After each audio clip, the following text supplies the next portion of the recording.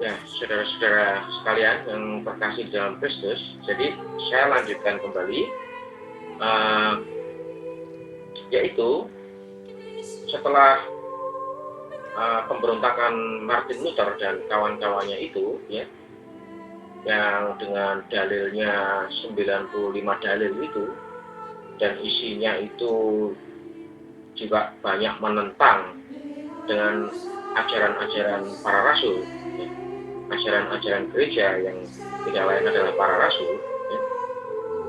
Lalu semakin menjadi si Martin Luther. Jadi dia memberikan pengajaran-pengajaran itu yang menyimpang dari ajaran-ajaran para rasul. Nah, bahkan di dalam perjalanan Martin Luther itu, ya, dia itu membuang, ya, 7 kitab di dalam kitab suci yang sebenarnya, ya. Jadi ada 7 kitab yang menurut Martin Luther itu, yang menurut dia sendiri itu dianggapnya tidak tidak sesuai dengan ajaran dia sendiri, ya. Jadi Alkitab yang sebenarnya itu jumlahnya itu 73 kitab itu dibuang 7 kitab oleh Martin Luther.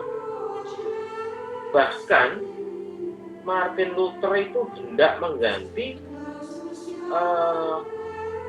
kata-kata yang asli dari kitab suci, ya, yaitu salah satunya di dalam surat Yakobus, ya. Nah, bahkan juga surat Yakobus itu mau dibuang sama dia.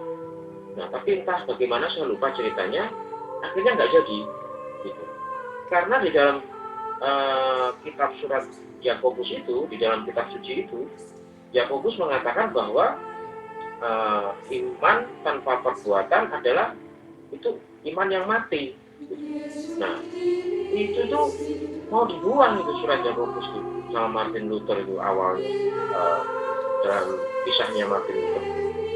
Nah, karena dia itu mempunyai pemikiran sendiri, gitu, dari pikirannya sendiri, ya. Nah, nah sehingga Martin Luther itu terus mendirikan gereja sendiri, dan akhirnya seperti yang tadi saya ceritakan itu, juga akhirnya dari teman-teman Martin Luther sendiri itu pecah sendiri, sehingga semakin banyak gereja kecil-kecil yang sampai sekarang ini pada menjamur kayak di musim hujan. Nah, dan semakin banyak pengajaran-pengajaran itu yang mulai menyimpang, bahkan menghujat daripada ajaran-ajaran para rasul, ya. Nah, salah satunya yang saya ingat juga ajaran-ajaran Martin Luther itu yang tidak mau terima itu adalah mendoakan orang yang mendoakan jiwa orang yang sudah meninggal, ya. Lalu doa kepada orang-orang kudus, ya. Nah, itu dia nggak mau. Nah, ya, setelah itu banyak sekali ajaran-ajaran menyimpang. Akhirnya diadakanlah sebuah konsili, ya, yaitu sebuah konsili yang dinamakan Konsili Vatikan. Jadi konsili itu istilah gereja, artinya itu bisa dikatakan juga itu rapat atau meeting, ya. Dan itu dihadiri oleh banyak orang-orang yang ahli di dalam rohanian, ya. Di antaranya juga para rasul, yaitu penerus-penerus para rasul, ya, yang disebut juga para rasul, ya. Lalu juga oleh para pujangga-pujangga gereja, ya, orang-orang yang hidupnya itu benar-benar di dalam kerohanian, ya. Itu dihadiri oleh banyak sekali, ya. Nah, akhirnya dari hasil konsili itu atau rapat itu yang terkenal dengan nama Konsili Vatikan pertama itu, ya, Sehingga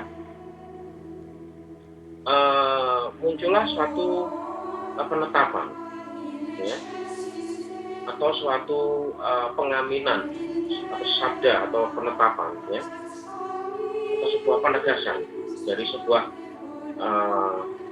hasil meeting itu, hasil konsili itu, ya. Nah, pemahaman itu disepakati dalam satu konsili itu menegaskan bahwa di luar gereja Katolik tidak ada keselamatan. Nah, atau disingkatnya itu EENS. Gitu. Itu dari singkatan dari bahasa Latin. Ya. Nah, bahasa Latinnya itu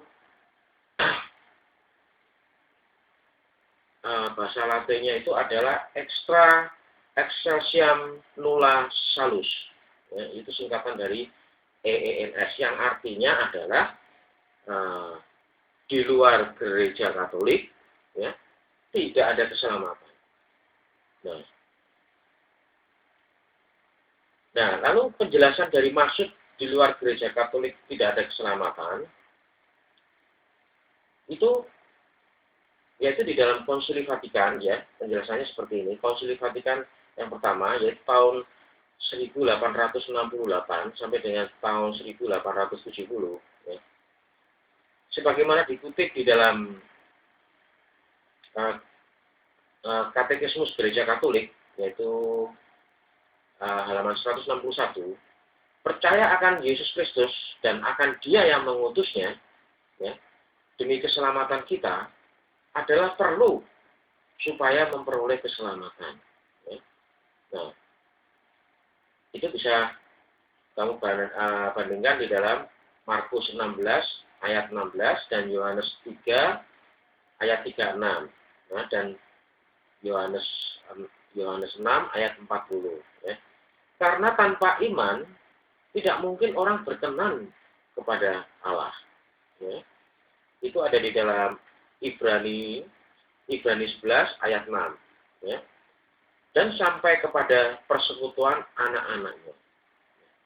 Maka tidak pernah seorang pun dibenarkan tanpa Dia, itu yaitu tanpa Tuhan. Ya.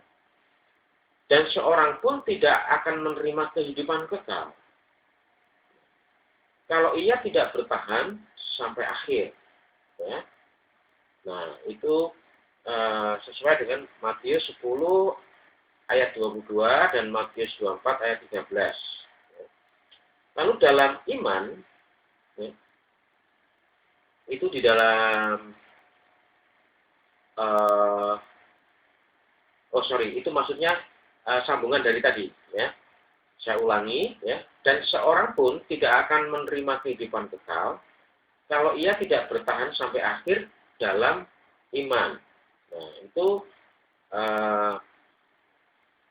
sesuai dengan Matius 10 ayat 22 dan Matius 24 ayat 13. Ya.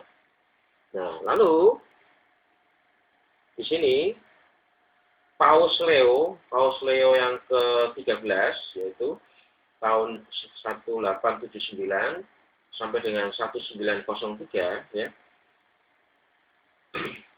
Ini dia berkata, ini adalah pengajaran terakhir kami kepadamu. Terimalah ini, ukirkanlah di dalam sanubarimu. Semua dari kamu oleh perintah Tuhan. Keselamatan harus ditemukan tidak dimanapun kecuali di dalam gereja. Ya, itu gereja Katolik itu. Ya. Nah, lalu setelah itu berganti juga Paus Santo Pius ke-10, yaitu tahun 1903 dan 1914, ya. Itu dia berkata juga, adalah tugas kami untuk mengingatkan setiap orang sebagaimana dilakukan oleh Paus Gregorius di abad-abad yang lalu. kepentingan yang mutlak yang adalah milik kita untuk berlindung di bawah gereja ini, yaitu gereja Katolik maksudnya, untuk berlindung di bawah gereja ini untuk memperoleh keselamatan kekal. Nah, jadi yang dimaksud di dalam dengan EENS atau di luar gereja Katolik tidak ada keselamatan, yaitu ya, andai kata ada orang yang benar-benar tahu bahwa gereja Katolik itu didirikan oleh Allah melalui Yesus Kristus sebagai upaya yang perlu, ya, namun tidak mau masuk ke dalamnya, ya, tidak mau masuk ke dalamnya, atau tetap tinggal di dalamnya, ia tidak dapat diselamatkan. Jadi, pengertian daripada Konsili Vatikan yang pertama itu, ya, yang dikatakan bahwa di luar gereja Katolik tidak ada keselamatan, yang dimaksud itu adalah, saya ulangi lagi, ya, andai kata ada orang yang benar-benar tahu, ya, bahwa gereja Katolik itu didirikan oleh Allah melalui Yesus Kristus sebagai upaya perlu, ya, perlu di sini adalah dalam arti kata untuk keselamatan, ya, namun tidak mau masuk ke dalamnya dan tinggal di dalamnya, ia tidak dapat diselamatkan. Itu tercantum di dalam Lumen Gentium 14. Nah, jadi dalam arti kata lain yaitu bahwa kalau ada orang yang tidak tahu, tidak mengerti, ya toh. Nah, tetapi ya, nah, itu nanti ada penjelasannya. Saya teruskan dulu ya.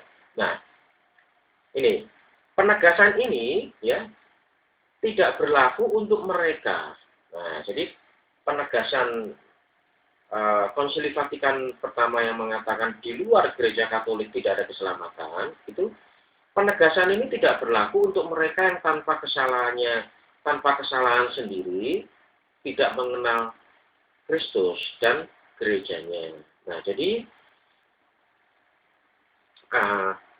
sebab mereka yang tanpa bersalah tidak mengenal Injil Kristus serta gerejanya, tetapi dengan hati tulus mencari Allah, ya, dan berkat pengaruh rahmat berusaha melaksanakan kehendaknya, yaitu nyanya itu ya, kehendaknya itu kehendak Allah, ya, yang mereka kenal melalui suara hati dengan perbuatan nyata.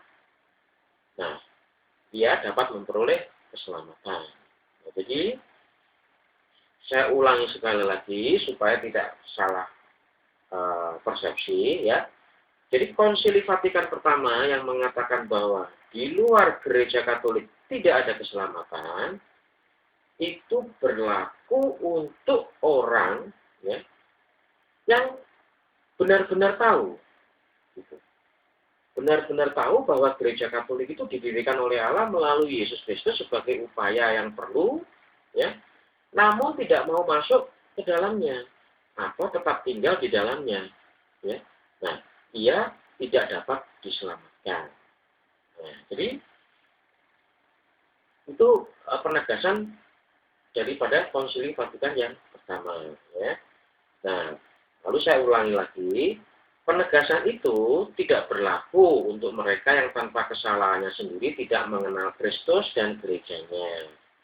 Sebab mereka tanpa bersalah tidak mengenal Injil Kristus serta gerejanya, tetapi dengan hati yang tulus mencari Allah dan berkat pengaruh rahmat berusaha melaksanakan kehendaknya yang mereka kenal melalui suara hati dengan perbuatan nyata. Nah, itu dapat memperoleh keselamatan. Nah, jadi itu tertulis di dalam Lumen Gentium 16. Ya. Nah, jadi di sini dikatakan, jadi kalau ada orang, misalkan orang itu dilahirkan di hutan, gitu, dia menjadi orang primitif, gitu, misalkan lah di Afrika atau di Irian Jaya, ya, yang dia itu dilahirkan di sana sebagai orang yang primitif, ya, orang yang tinggalnya di pelosok hutan, dia kan nggak tahu, gitu. Dia nggak mengenal Yesus, nggak mengenal Injil, ya, bahkan juga nggak mengenal gereja, ya. Nah, tapi orang itu di dalam kehidupannya selama dia hidup, dia mencari Allah. Dia mencari Tuhan, dia mencari Allah, ya, dan dia melaksanakan kehendak Tuhan yang dia kenal melalui suara hati nuraninya, suara hatinya dengan perbuatan nyata, yaitu dia berbuat kasih, dia berbuat baik, ya. Nah, itu dia dapat memperoleh keselamatan, gitu, ya. Jadi itulah di situ menunjukkan bahwa Tuhan itu adil, gitu. Karena orang lahir di dalam suatu hutan yang dia menjadi orang primitif itu kan bukan dia minta dijadikan seperti itu kan. Jadi ya dia tiba-tiba lahir jadi orang primitif itu. Jadi itu bukan kesalahan dia gitu. Nah, itu kalau dia dalam hidupnya dia mencari Allah, karena Allah itu sudah menggoreskan di dalam setiap hati orang akan kebenaran-kebenaran dan dalam mencari Tuhan dan tentang adanya Tuhan gitu. Nah, di dalam kehidupannya dia mencari Allah dan dia melakukan suatu perbuatan kasih, ya toh, dengan perbuatan kasih yang nyata. Nah, dia dapat memperoleh keselamatan. Tapi kalau orang yang dia tahu benar-benar bahwa Yesus itu adalah juru selamat, dia tahu benar-benar bahwa Yesus itu adalah Tuhan yang sebagai juru selamat jiwa manusia, ya. Tetapi dia menolak, nah, dengan sadar dan dengan atas kemauannya sendiri, ya, dia menolak, ya, maka dia tidak dapat diselamatkan. Nah, tentunya di sini yang mengetahui apakah benar-benar orang itu sudah tahu atau tidak, itu adalah Tuhan sendiri. Jadi saya tidak bisa mengatakan orang itu selamat atau tidak selamat, karena kedalaman hati seseorang ini yang tahu Tuhan sendiri. Gitu. Nah, jadi seperti itu penjelasan daripada Konsili Vatikan yang pertama. Tapi ada lagi penjelasannya, nanti saya jelaskan di video berikutnya.